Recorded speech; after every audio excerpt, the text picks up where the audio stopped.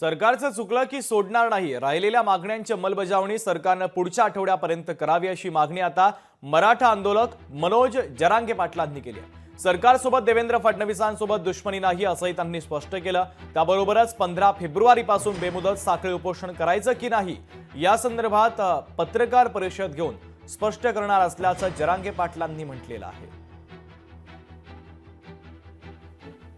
15 तारखेला आपलं ठरलं होतं, त्याच्याबद्दल जरा आज संध्याकाळी आम्ही गावकरी बसतो काय करायचं आणि उद्याच्याला आपल्या बांधवांना आम्ही अंतरवली प्रेस घेऊन सकाळी डिक्लेअर करतोय काय ते। पण केलं म्हणल्यावर आम्ही कौतुक करणार आहे। हा, पण चुकलं की सोडणार नाही। आमची काय तुमच्याशी दुश्मनी नाही, सरकारची नाही, फडणवीसची नाही।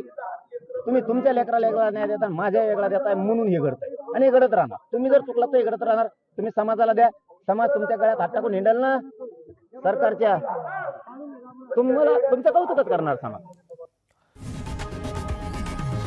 लोकशाही मराठी ऐका, पहा, जागरूक रहा।